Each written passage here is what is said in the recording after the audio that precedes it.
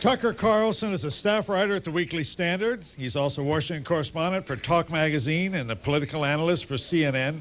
And he appears on a number of programs weekly. He's like all print journalists. You got to do as many things as possible to make a living.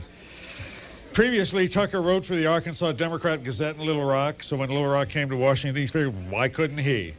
He lives in Alexandria, his wife, children, and dogs. Here is Tucker Carlson.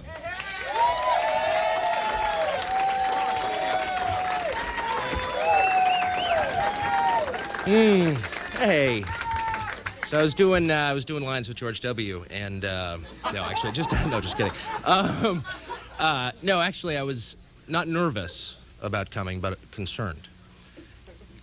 And so I called, as I often do when I am, Margaret Carlson, mostly because actually she's a judge.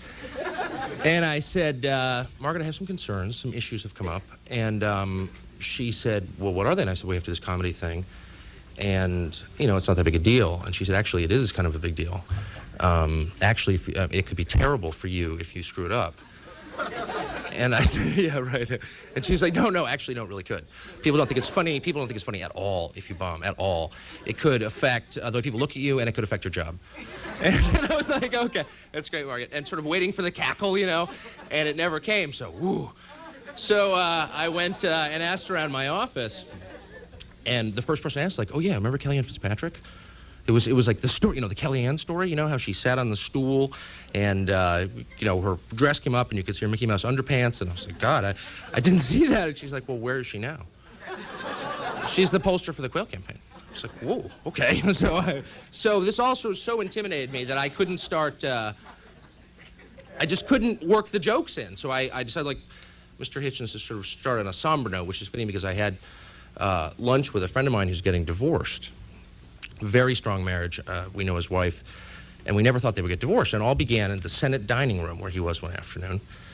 He's having lunch with somebody. He gets up to go to the bathroom. He's sitting at the urinal. He looks over and he sees this kind of tuft of orange.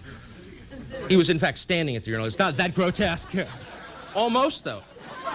So he looks over, and there's this tuft. Goes down, you notice that Strom Thurmond, how to say this, has this enormous sort of freakishly large member. And Strom Thurmond. And so my friend is going to ignore it, but it's, you know, you can't ignore it. It's, you know, it's like the elephant in the living room, you know, you have to address it. So he says, Senator, you know, Senator, you know, the whole, yeah, it's mine. Yes, I know, and I was wondering, Senator, if it's not, you know, too forward of me, how did it, you know, get that big? And so, well, I'm glad you asked, my son, because every night for the last 80 years, when I get home at night, I get home and I take it out, and I whack it. I whack it on the nightstand 3 times, whack, whack, whack. And that had done it. That's how it got this big. Woo! So my friend said, well, you know, that's kind of amazing. So he goes back to lunch, and he stays at work a long time. In fact, he works till midnight, and he gets home, and his wife's asleep, so he's, you know, getting undressed. And all of a sudden, this comes back to him, this men's room colloquy. And so he, you know, he feels like a dork, so to speak, but he takes it out anyway, kind of looks around, and he whacks it. Whack, whack, whack. Suddenly, his wife wakes up and goes, Strom, is that you? So, you laugh. This is devastating. This is totally devastating. To be cuckolded by Strom Thurmond, I mean, it's just not, and it increased my friend's already sort of inadequate feelings about, you know, about himself. And at the same time, of course, he was getting separated from his wife, and she couldn't come up with an explanation, and it was just this horrible, messy scene that my wife and I were pulled into. It was awful. Anyway, about a week ago, at the National Zoo, and you probably read this in the Post, Minnie, the oldest of the Indian elephants, a female actually, died of heart failure. And as it happened, our friend's cousin, this is sort of long and complex, is the chief veterinarian at the National Zoo. I'm not going to get into all the details, but the bottom line is, in a very long midnight operation, really sort of a medical breakthrough, Minnie's trunk was grafted onto our friend's crotch. thereby sort of solving his problem and bucking him up for life as a single man. And this was amazing. So I said, look, I'll take you out to dinner and we'll celebrate. So we go over to the Daily Grill.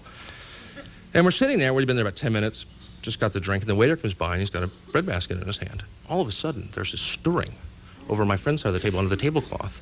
This kind of movement, roiling waters. All of a sudden, this enormous gray trunk kind of snakes up, kind of looks around like that, kind of sniffs the rolls, grabs one, pulls it back under the table. Gee, man, I said, that's unbelievable. That's amazing. Can you do that again? And he goes, yeah, but my butt can't handle another hard roll. So, actually, totally, I know. And it would be bad were it not true. And in the interest of full disclosure, I'll tell you who my friend is. I'm a reporter, and there's, background, off the record and all this stuff. But considering it's only C-SPAN, I'll divulge that my friend is Al Gore. And no, I know. And he's gonna freak out when he sees this. But and the trunk thing is all part of the alpha male campaign. And that's not the only campaign. Gore is, and I'm not going to get into this long thing about the Gore campaign and how bad it is. I actually think he's going to win. But there are a lot of outreach programs by all the Dick Morris replacements who've come in. And one of them, as you're probably aware, is to the handicapped. And Gore was just telling me this about 3 months ago, I think, the Pope came to Cleveland. And Gore, of course, went as the American representative. And he brought with him, as part of this outreach program, some disabled people. Actually brought the 7 dwarfs. And so he goes and sees, as an audience with the Holy See. And they go in, and Gore's prepared these remarks about, we have so much in common. I'm a Methodist, but, our faiths really sort of meet together in this interlocking circle of humanity. But before he can do so, Dopey steps forward, kind of darts to the front. And Dopey, in his dopey little voice, and I can't replicate it here, says, Father, Your Holiness, can I ask you a quick question? And the Pope says, of course, my son. And he says, do you have, I know this is a little bit off the wall, but do you have any orders of dwarf nuns? And the Pope, is sort of used to odd questions, can you heal me and stuff, but he's taken aback. No, I don't think we do, Dopey. and Dopey said, are you sure? I mean, are you absolutely positive? None in North America? The Pope says, no, I don't think so. What about in the greater Los Angeles area? Do you have any orders of dwarf nuns? And the Pope says, my son, I'm positive we don't. And the other 6 dwarfs just burst into laughter, and at the same time, Dopey fucked a penguin, Dopey fucked a penguin. True story. Whoa, sorry.